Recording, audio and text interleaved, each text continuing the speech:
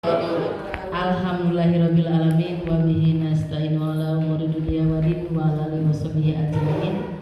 Yang saya hormati Bapak Kepala Sekolah, yang saya hormati Bapak dan Ibu guru, serta Bu Dini Andriani, calon guru penggerak angkatan 6.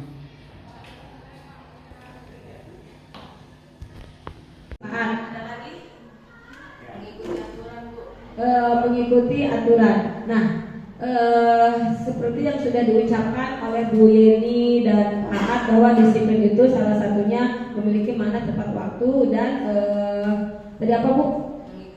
Ya, mengikuti aturan. Tapi saya mengambil makna disiplin ini sesuai dengan LMS pada modul 1.4, yaitu merupakan apa sekali dulu?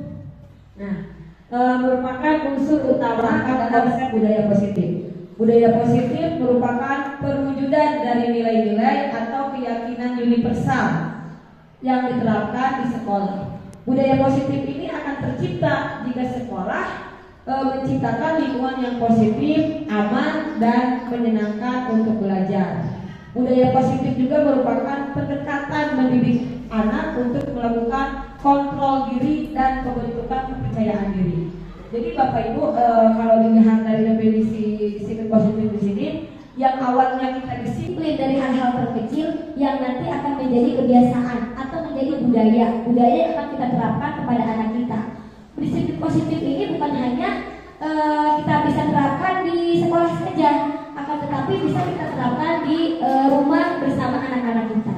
Nah, Bapak Ibu, selanjutnya ada 5 kebutuhan dasar manusia. Kebutuhan dasar manusia menurut Maslow. Sebenarnya kalau kita searching lagi, kebutuhan dasar manusia itu ada banyak sekali, ada 9. Tapi menurut Maslow itu disimpulkan kembali menjadi 5, yaitu kebutuhan dasar seperti bertahan hidup, kebutuhan primer, makan, minum, tempat tinggal, dan kebutuhan istirahat. Kemudian ada kebutuhan cinta dan kasih sayang, pengakuan cinta, perasaan, keluarga, teman yang baik. Ada kebutuhan penguasaan juga, yaitu kebutuhan penghargaan dan kebutuhan harga diri. Kemudian ada kebebasan keinginan anak untuk mewujudkan atau mengembangkan potensi untuk mencari pengalaman dirinya. Dan kesenangan tentunya ini adalah kebutuhan yang harus selalu ada pada manusia. Oke Bapak Ibu, kita atau saya akan menjelaskan satu persatu. Yang pertama dari bertahan hidup. Bapak Ibu pernah melihat anak kita terlambat datang ke sekolah? Pernah, sering ya. Kalau kita amati, sepertinya kita perlu memahami kebutuhan dasar mereka.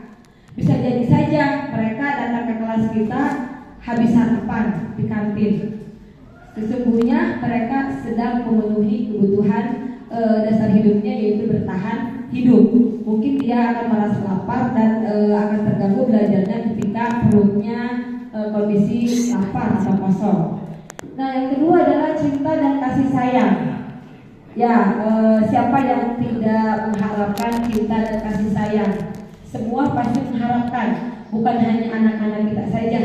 Kita pun pasti sangat mengharapkan cinta dan kasih sayang dari orang-orang yang kita sayangi, dari orang-orang yang kita cintai, gitu. Ya, apalagi Pak Akbar ya, mengharapkan sekali sepertinya. Itu waktunya Pak Akbar ya. Ya, pengakuan cinta. Tapi kalau tidak diungkapkan tidak akan terwujud cinta, Pak. Ya. Kemudian di sini ada penguasaan, kebutuhan penghargaan dan kebutuhan harga diri.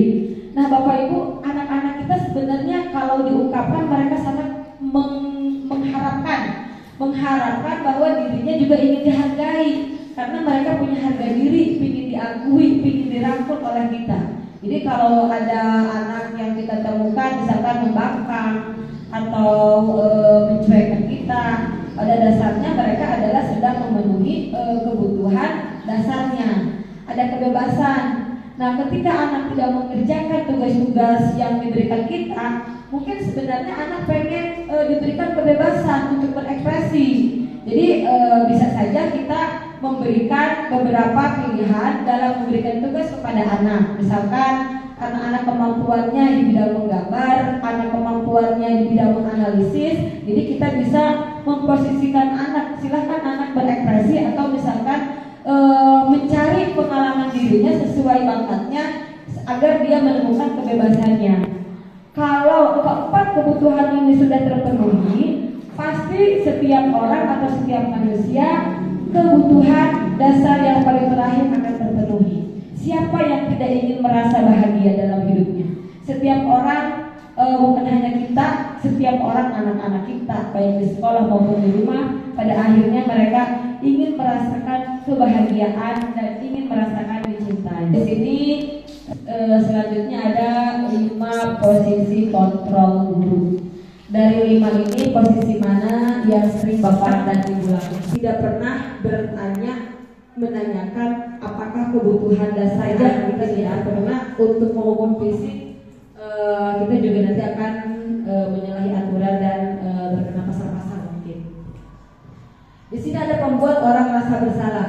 Biasanya guru akan bersuara lebih lembut, misalkan ayo Sina bantuin ibu untuk mengerjakan ini, ayo supaya kita bisa mengerjakan sama-sama. Nah itu membuat orang merasa bersalah. Ada sisi positif, ada sisi negatifnya juga.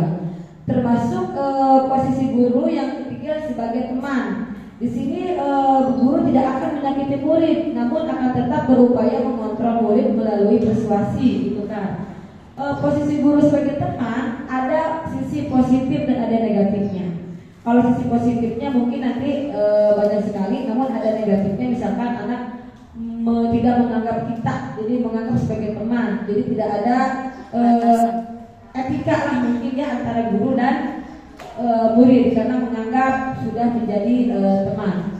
Kemudian ada sebagai monitor dan pemantau. Nah ini guru tugasnya hanya mengawasi murid saja. Ini ada keyakinan kelas.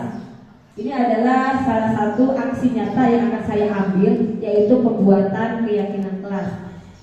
Sebelum Bapak dan Ibu guru membuat keyakinan kelas bersama anak-anaknya di kelas, mungkin akan lebih baiknya kita pahami dulu apa itu keyakinan kelas.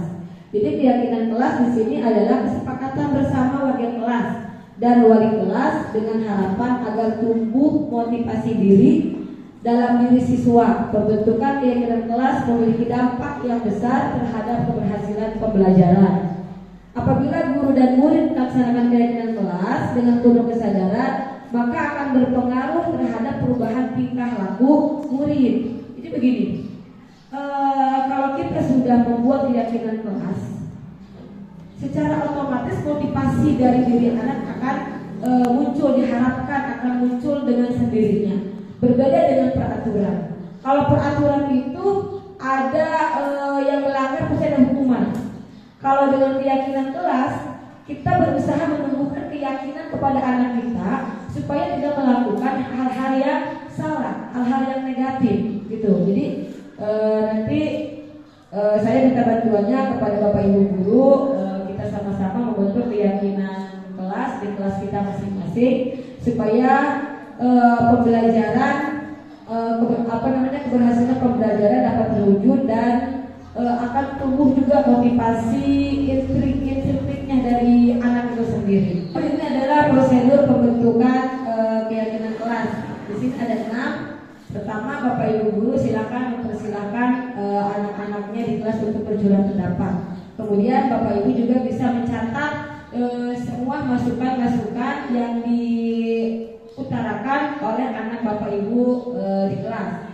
Kemudian nanti kita bisa memilah dan memilih apa saja yang akan kita pakai dalam membuat keyakinan kelas itu. Dan untuk keyakinan kelas jangan dibuat terlalu banyak Bapak Ibu, khawatir akan tidak efektif juga nantinya.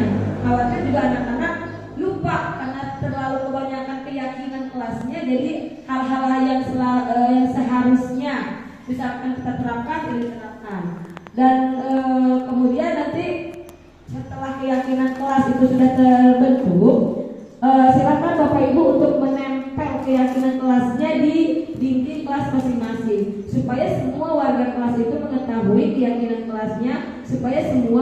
menjalankan kewajiban atau keyakinan kelasnya. Nanti bisa dievaluasi kembali. Kalau sudah yang baik, kemudian akan ada muncul lagi misalkan permasalahan dalam kelas tersebut, kita bisa mengevaluasi kembali. Misalkan mau per 2 minggu atau mau per 3 bulan, itu tergantung kesepakatan kelas. Ini Bapak Ibu ada contoh dari keyakinan kelas seperti ini. Ya, contohnya saya buat dari keyakinan kelas 7A, ada beribadah tepat waktu, kemudian menyayangi, disiplin, dan gotong royong. Untuk pembentukan keyakinan kelas, kan di sini definisi dari segitiga restitusi ini adalah menciptakan kondisi bagi murid untuk memperbaiki kesalahan mereka sehingga mereka bisa kembali pada kelompok mereka dengan karakter yang lebih kuat. Ini menurut dosennya Bapak Ibu pada tahun 2004. Saya tampung dua pertanyaan saja karena waktu juga sudah semakin sore, semakin siang. Yang pertama silakan, dari siapa dulu? Dari Bu Siti Adia, silakan. Assalamualaikum warahmatullahi wabarakatuh. Warahmatullahi wabarakatuh. Ingin bertanya dari ya kan kita harus membuat keyakinan di kelas ya. Keyakinan itu tidak ada hukuman untuk anak, beda dengan peraturan. Nah, ketika kita sudah membuat keyakinan di kelas, kemudian ada beberapa anak yang melakukan kesalahan, sebaiknya kita harus melakukan apa? Karena keyakinan itu tidak boleh ada hukuman. Nah, sanksinya apakah ada sanksi yang kemudian atau kita mengubah keyakinan itu menjadi keyakinan yang lain? Terima kasih Bu Atia. Seperti itu. Cuman kita koreksi sama-sama. Yang pertama, kalau keyakinan kelas sudah dibentuk, kan keyakinan kelas itu dibentuk berdasarkan kebutuhan di kelas anak-anak kita. Keyakinan kelas itu tidak harus sama dengan kelas-kelas yang lain, gitu. Tergantung kebutuhan kita. Kalau misalkan di kelas Bu Atia sudah membentuk keyakinan kelas, kemudian ada anak yang melanggar keyakinan tersebut, nah kita gunakan Pak Sunardi, punten bisa ke segitiga restitusi langkah yang tadi. Nah ini, Bu Atia bisa selidiki dulu yang ininya. Lakukan langkah-langkah yang ini, menstabilkan identitas, misalkan menanyakan keyakinan, kemudian ada validasi tindakan yang salah. Nah, kalau buatnya sudah melakukan yang ini, kembalikan lagi ke kebutuhan dasar manusianya. Apakah anak itu sudah terpenuhi semua kebutuhannya? Gitu. Kalau misalkan tetap anak masih melakukan kesalahan, nah berarti usaha wali kelas, usaha guru kita bagaimana untuk meyakinkan kelas kita ini supaya berjalan, keyakinan kelas kita supaya berjalan. Makanya untuk membuat keyakinan kelas itu tadi disarankan tidak bisa banyak-banyak, Bu. Ya, jadi saran saya kalau misalkan ada kejadian seperti itu, silakan buat dia mengambil tindakan menjalankan segitiga restitusi dan kemudian posisikan posisi Bu Atia dalam 5 posisi kontrol guru dan kemudian kembalikan kepada kebutuhan dasarnya. Terima kasih. Assalamualaikum warahmatullahi wabarakatuh. Menyikapi apa yang disampaikan oleh Bu narasumber tadi mengenai penanganan anak yang 5 ini ya, 5 ini, kalau pendapat yang lain ada 5, kalau saya boleh mengutip dari Kang Ari Junanjar bahwa ada istilah, bukan istilah ya, rumus, yaitu ESI yang maksudnya spiritual question, bahwa ketika pola pikir kita sudah mentok, katakanlah menangani anak sudah kewalahan lah intinya, mungkin bisa dilarikan ke dalam pemahaman agama. Dalam pemahaman agama ini dalam arti kita serahkan kepada Sang Pencipta gitu. Salah satunya bukan berarti kita harus nyerah kemudian kita tinggalkan atau anak itu abaikan, karena kita punya keyakinan bahwa Allah itu maha segalanya, Tuhan itu maha segalanya. Mungkin bisa saja ketika usaha kita karena tidak boleh mengadakan tindakan dengan hukuman tadi, maka kita mungkin jurus terakhirnya itu adalah dengan berdoa, kemudian diserahkan kepada Sang Pencipta atau Sang Pelindung itu sendiri. Yaitu untuk, jadi kalau boleh saya berpendapat itu bisa ditambah jadi 6 gitu pandangannya itu, sehingga tidak ada istilah anak itu diabaikan atau ada istilah nyerah. Seorang guru tidak boleh ada istilah nyerah gitu, seperti itu. Itu tambahannya untuk penyerah ke sang kuasa. Iya, kita pasrahkan ketika kita sudah berupaya berusaha, maka langkah yang terakhir saya rasa itu, karena ada sebuah hadis juga mengatakan khairun nas amrun nas, sebaik-baik manusia itulah orang yang memberikan kebaikan kepada orang lain. Salah satunya itu. Terima kasih, itu saja. Assalamualaikum warahmatullahi wabarakatuh. Waalaikumsalam warahmatullahi wabarakatuh. Selamat pagi menjelang siang. Apa kabar semuanya? Baik. Hari ini di jam ke-3-4 ya, Bapak selaku wali kelas hanya ingin menyampaikan atau ingin mengajak nanti di sini kita akan membuat kesepakatan kelas atau yang disebut dengan keyakinan kelas ya. Setiap orang nanti akan menuliskan di kertas selembar yang ini Bapak akan nanti bagikan ya. Di setiap lembarannya kalian boleh menuliskan satu keyakinan kelas yang nanti kita akan sepakati bersama-sama. Masalah keyakinan kelas di sini yaitu tentang tentang lingkungan sekolah, lingkungan kelas.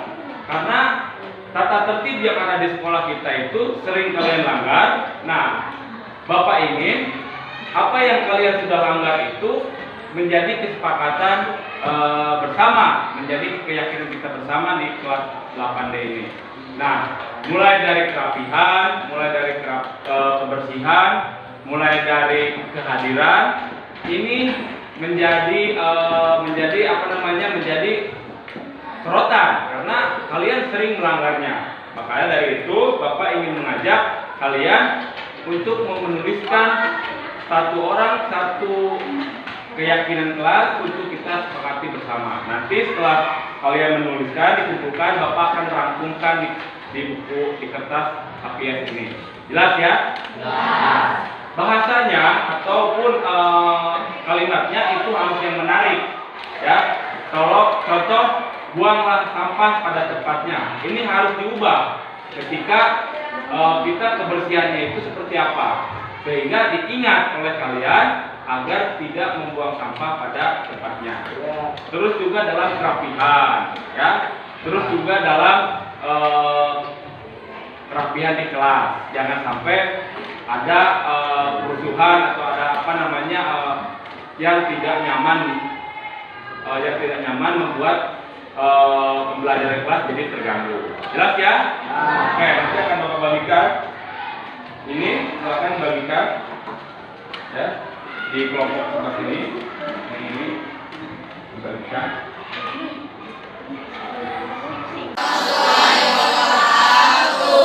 Selamat siang. Pada kesempatan kali ini kita memiliki kegiatan yaitu rencana pembuatan keyakinan kelas. Ada yang tahu keyakinan kelas itu apa? Jadi keyakinan kelas itu serupa dengan peraturan, bedanya dia tidak memiliki sanksi dan dibuat berdasarkan kesepakatan oleh kalian sendiri. Kalau misalnya peraturan kan dibuatnya oleh sekolah, kalau keyakinan kalian yang membuatnya sendiri. Misalnya contohnya menyayangi sesama teman, beribadah, sholat 5 waktu, terus disiplin dan gotong royong di kelas. Kayak gitu contohnya, paham? Paham. Sekarang ibu minta kalian membuat masing-masing satu keyakinan kelas yang ingin kalian capai di dalam kelas ini.